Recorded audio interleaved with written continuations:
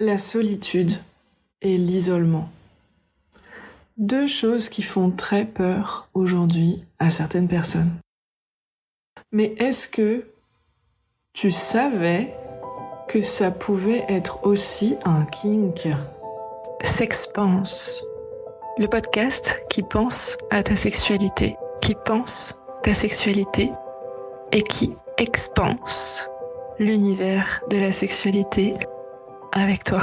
Chaque semaine, on va explorer la sexualité alternative en parlant BDSM, fétichisme, libertinage, au travers d'interviews, de mes expériences personnelles, d'histoires érotiques. Dans cet épisode, j'ai envie de te parler d'un trigger, qu'est la solitude, qu'est l'isolement, mais de façon kinky. Ouais, il y a des gens qui aiment se retrouver seuls et isolés et qui trouvent ça hyper excitant. Mais où est la logique ? Parce que c'est aussi quelque chose qui leur fait peur. Et bah tout bêtement, c'est justement cette peur qu'ils confondent avec de l'excitation et qu'ils acceptent comme de l'excitation. Il y a différentes façons de réagir à la peur.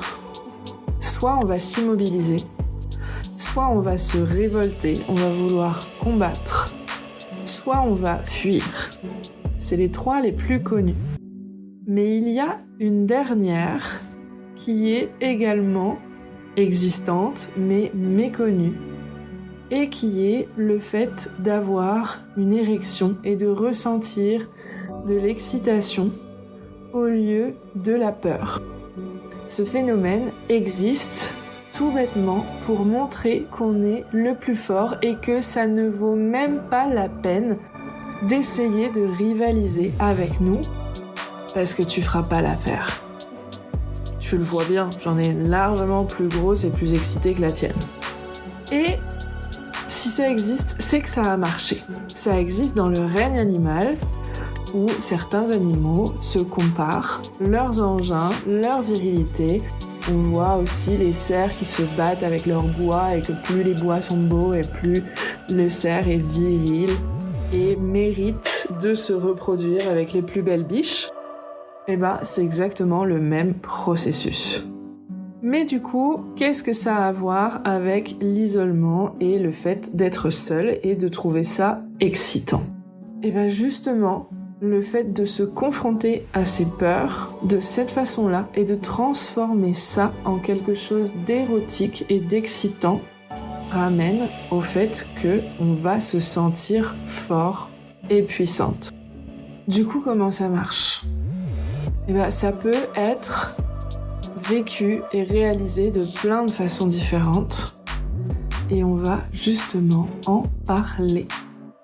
Alors, premier truc que moi j'ai découvert sur le kink de se retrouver seul ou isolé, c'est de trouver quelqu'un qui va nous traiter un peu comme si on était un fugitif, qu'il faut cacher, qu'on n'a pas vraiment envie d'avoir chez soi, mais on se sent obligé de l'avoir chez soi. Et du coup, on va l'isoler dans une cave avec juste une gamelle d'eau, une gamelle de bouffe.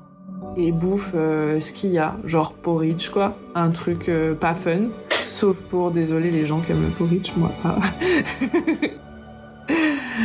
Et voilà, tu vas rester là le temps que ça se tasse et qu'on soit sûr que t'es en sécurité et ensuite peut-être tu sortiras. Ça, c'est une possibilité. Il y a le même genre de scénario mais là, t'es prisonnier parce que repris de guerre, repris de justice, mauvais garçon, mauvaise fille et en fait tu mérites plus d'avoir de droits quelconques. Donc déjà, sois reconnaissant qu'on te laisse une gamelle d'eau, une gamelle de porridge et un seau pour tes besoins. On s'en fout que tu dormes dans la fange, on s'en fout que tu dormes dans une cave, on s'en fout qu'il y ait des rats, qu'il y ait de l'humidité, que t'aies même pas de couverture pour dormir. Débrouille-toi, c'est toi qui as voulu cette situation, en fait, tu t'es mis dedans tout seul. Combien de temps ça peut durer, ce genre de scénario ? Ça dure, en soi, autant de temps qu'il a été défini en amont. Et c'est pour ça que c'est hyper important de prévoir des codes entre nous pour au cas où il y a une vraie crise d'angoisse qui monte et qu'on a besoin d'être soutenu dans ces moments-là.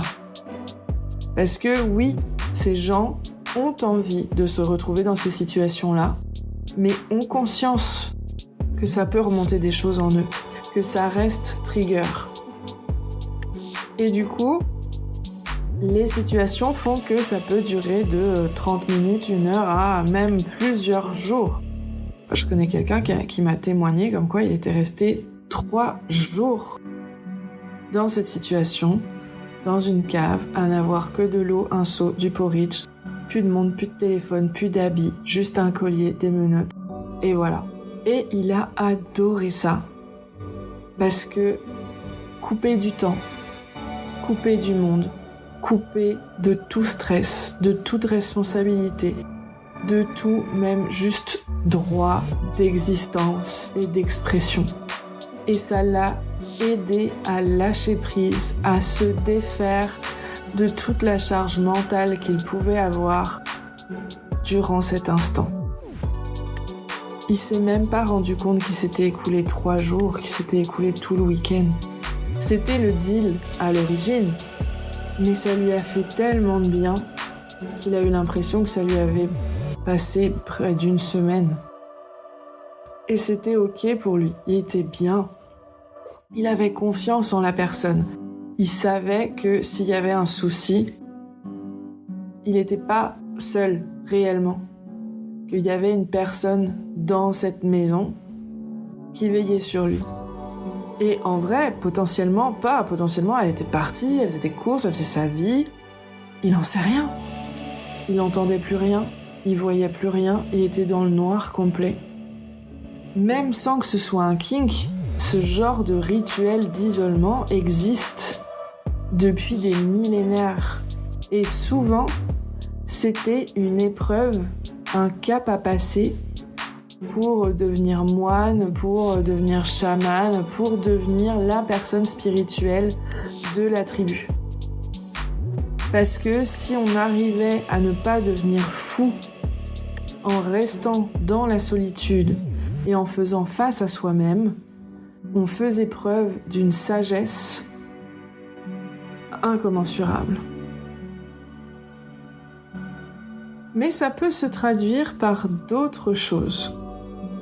Alors je sais pas, là je suis en train de penser, mais en fait j'ai une scène en tête, je ne sais plus du tout de quel film ou de quel dessin animé même ça vient, mais c'était une personne qui rentrait dans une grotte et qui devait se positionner à un endroit bien précis, se mettre en tailleur, en position de Bouddha qui médite quoi, les yeux fermés, et sur son front tombait une goutte d'eau de façon très régulière.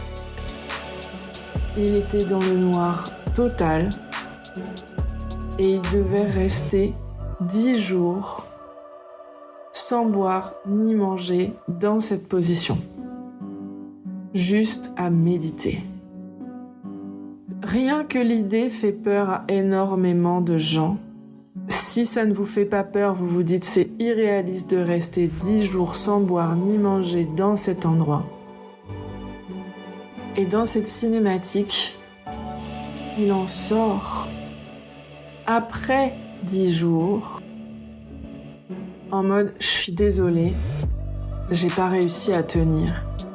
Et les gens en face de lui lui disent mais de quoi tu parles en fait, ça fait plus de 10 jours, nous on s'est dit que t'avais canné dans le truc et en fait on avait tellement peur d'aller te chercher.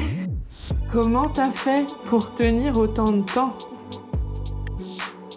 Et ce qu'il a répondu, c'était que déjà le tic-tic l'a mis dans un état de transe. Alors que on aurait pu se dire qu'au contraire, ça lui laisserait la notion du temps. En fait, le fait que ça tombe sur son front l'a mis dans un état vraiment de connexion spirituelle. Et que oui, au début, il a eu peur. Même au début, il s'est dit non, je peux pas, je vais partir. il a rompu la position de méditation plus d'une fois. Mais il n'est jamais sorti. Parce que il s'est dit, au final, il n'y a que moi dans cette pièce. Donc la chose qui me fait le plus peur, c'est moi. Et pourquoi est-ce que j'aurais peur de moi alors que je vis avec moi tous les jours et que je vais vivre avec moi jusqu'à la fin de ma vie? Qu'au final, je suis la seule personne que je vais devoir supporter jusqu'au bout. Donc autant m'accepter.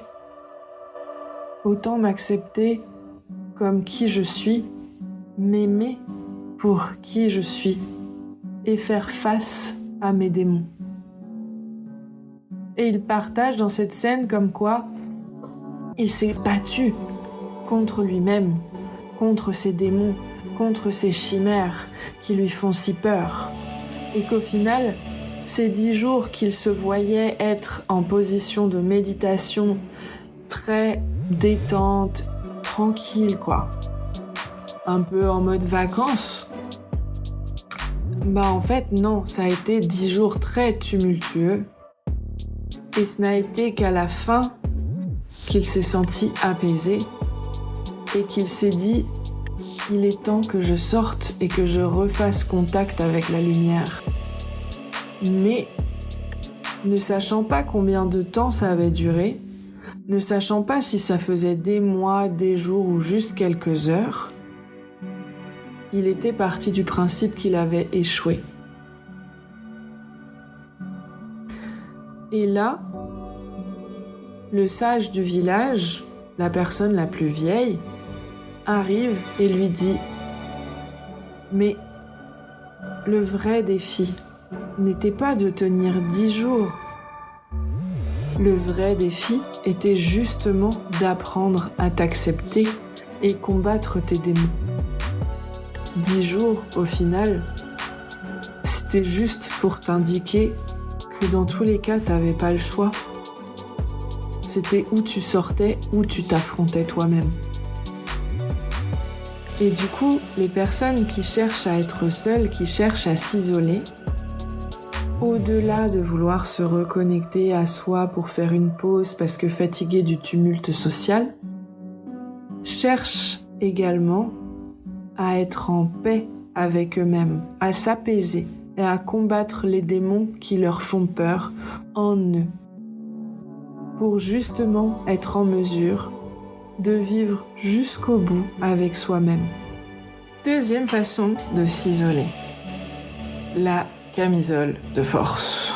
Le petit kiff de l'hôpital psychiatrique, on est un peu taré, on est un peu barré, personne n'est en mesure de nous arrêter, sauf la camisole de force.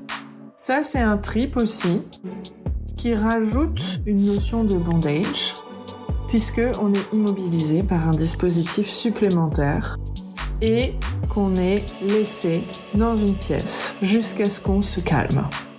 Bien entendu, il y a aussi un côté brat dans le fait de vouloir une camisole de force, parce qu'on va essayer de s'en défaire.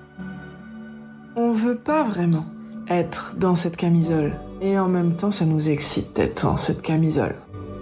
Parce que c'est un peu un défi de « Ok, j'ai pas été sage, du coup je suis dans une camisole, mais j'ai pas vraiment envie d'être sage. Donc pourquoi y rester ?» Et puis finalement, parce qu'on n'est pas non plus tous contorsionnistes, qu'on n'est pas non plus tous dans des performances de souplesse, on va abandonner. Et on va lâcher prise. Et on va se dire « Mais en fait, pourquoi je me rebellais? Pourquoi est-ce que je faisais ça?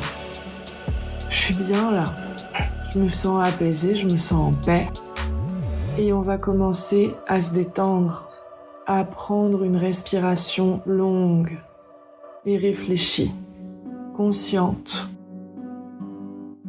Et petit à petit, le fait d'être dans cette camisole, de ne pas avoir le choix que de s'arrêter, va tellement nous détendre qu'on va aller dans un état méditatif.